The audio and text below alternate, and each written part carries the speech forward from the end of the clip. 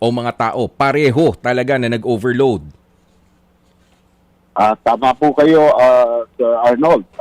Unang-una po, doon sa paunang investigasyon po ng ating Marina, as well as yung PCG po, nakita po natin na sobra po sa low passenger capacity po yung nailagay po sa vessel po. Kaya nagkaroon po ng konting overloading. At the same time po, base po dun sa investigasyon ng Marina, medyo mas bumagal ang paggalaw ng barko dahil masyado po mabigat ang kanilang mga dalahin, lalo na yung mga rolling cargos as well as yung mga bulk cargo po nila. Okay, doon nga po sa punto na ayon din po sa inyong investigasyon, hindi sinukat yung timbang ng mga rolling cargos. Oho, ano po ba yan? Normal po ba na paminsan-minsan kapag ganitong van, ipinagpapalagay na lamang, halimbawa, di ho ba mga sasakyan yan? O kaya yung ganitong motorsiklo, o ganito, pinagpapalagay na ganito yung timbang, o kailangan talaga na merong actual na, kumbaga, parang weigh-in? Tama po kayo. Dapat po may actual weighing po ang bawat cargo na pinapasok po sa ating mga barko. Dahil nandun po sa manifesto na dapat nire-report pagdating po ng pinapasa natin sa mga marina as well as PPA authorities.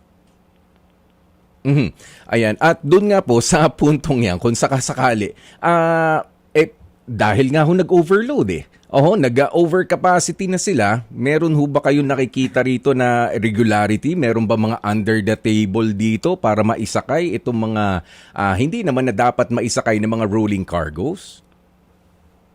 Well, ganito po yun, Sir Arnold. No?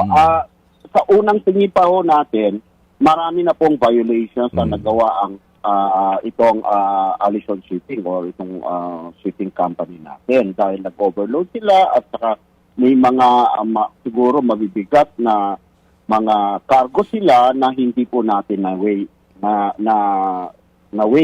So basically po, yon may violation na po. With regards po sa mga bayaran o mga corruption po na nangyayari, ina-assume pa ho natin yan. Kasi ang tanong po natin is bakit hinayaan po ng mga authorities natin na nagkaroon po ng ganitong mga insidente, overloading, overcapacity. Okay. Dito naman po, puntahan naman natin yung mga tao. Hingi lang po ako ng update kasi nga ho, talagang lumampas din yung bilang ng mga tao. Kanina, sinubukan ko, correct me if I'm wrong, binilang ko yung mga tao, yung mga passengers na allowed lamang.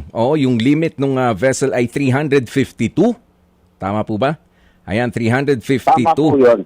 Yan yung pinaka-capacity niya. Pero sa ngayon nga ay meron ng 368 na mga tao at yung 52 nga po doon, yun yung mga wala ng buhay. Opo, siguro let me correct you po, as of February 11, 372 na po ang confirmed passenger and crew po. So 293 po ang survivors, 52, tama po kayo, 52 po ang na-recover at 27 pa ho ang missing. Meron pa po ba tayong mga hinahanap o meron pa yung yung iba ho kasi naghahanap pa ng kanilang mga kasabay, mga kamag-anakan, hindi pa rin nakikita, may update na po ba tayo dyan?